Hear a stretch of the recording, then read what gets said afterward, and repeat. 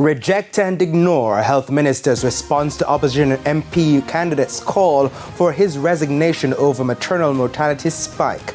Good evening and welcome to Primetime News. We're live on air and also online at onespotmedia.com. A very special welcome also to those of you joining us at TVJ International in the Cayman Islands. I'm Javon Keys.